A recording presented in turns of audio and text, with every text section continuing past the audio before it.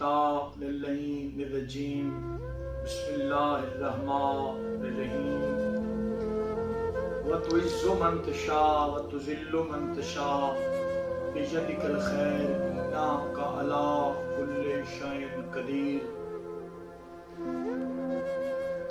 سامعین محترم،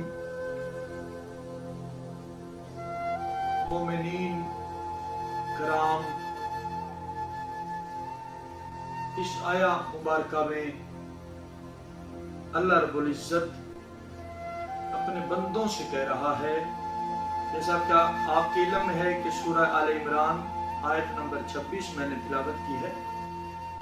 اس میں اللہ رب العزت اپنے بندوں سے مخاطب ہے کہ جس کو چاہے اللہ عزت دے، جس کو چاہے ذلت دے، بے شک اللہ رب العزت ہر چیز پہ قادر ہے۔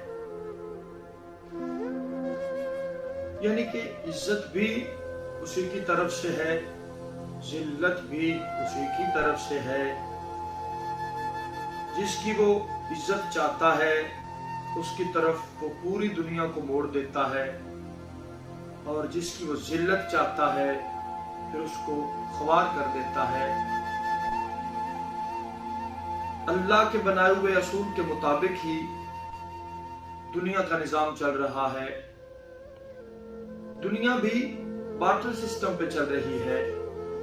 بارٹر سسٹم مینز کہ تھنگس ایکسچینج ود تھنگس، کہ چیزیں چیزوں کا نعم البدل ہیں، چیزیں چیزوں کا متبادل ہیں۔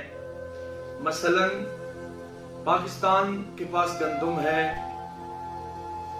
تو ایران کے پاس، سعودیہ کے پاس، عراق کے پاس پیٹرول ہے، ان کے پاس آئل ہے۔ اس طرح کسی ملک کے پاس ربڑ ہے، کسی ملک کے پاس اسلحہ ہے۔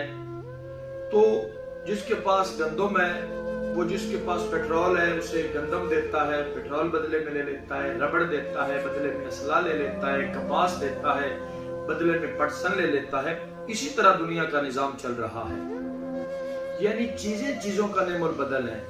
اللہ کے جہان میں واحد عزت ہے جس کا کوئی نعم البدل نہیں، اس کا متبادل صرف عزت ہے۔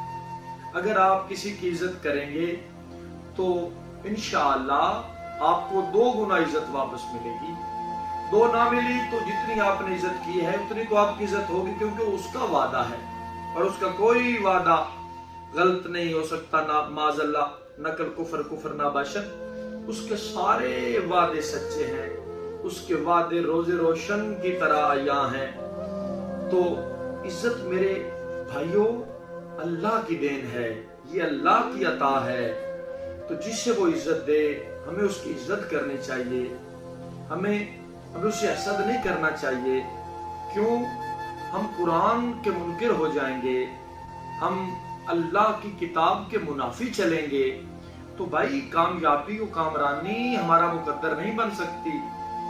صاحبان معرفت، اللہ رب العزت جسے عزت دیتا ہے تو دینے والی ذات اللہ کی ہے، پھر جو عزت سے لڑ رہا ہے وہ تو پھر اللہ سے لڑ رہا ہے۔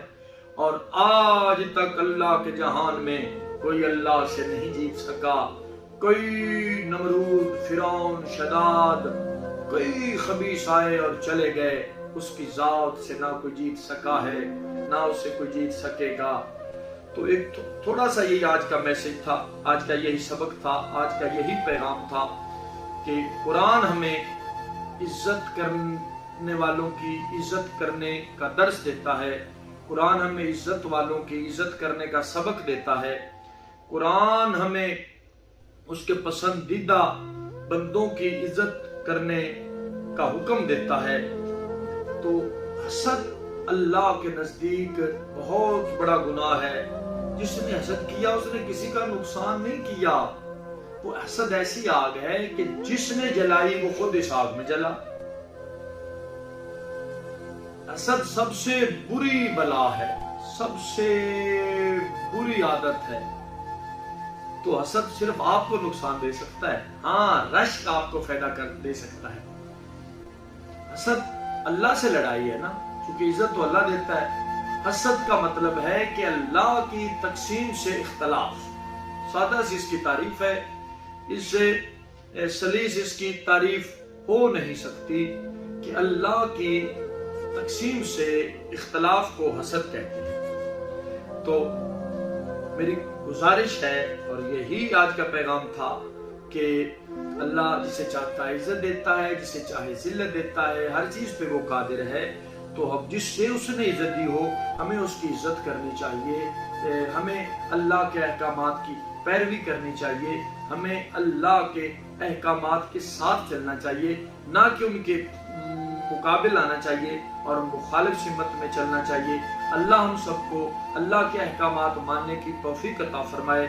آج کا شعر آپ کی نظر ہے، تو غلط ہے کہ الزام و بہتان کی باتیں، تو غلط ہے کہ الزام اور بہتان کی باتیں اچھی تیری ذہنوں میں صاف بنا دیں، تو غلط ہے کہ الزام اور بہتان کی باتیں اچھی تیری ذہنوں میں صاف بنا دیں۔ اس وقت سے ڈر جب حسد کے شعلے جلا کے تیری ہستی کو نہ راخ بنا دیں، جلا کے تیری ہستی کو نہ راخ بنا دیں۔ والسلام۔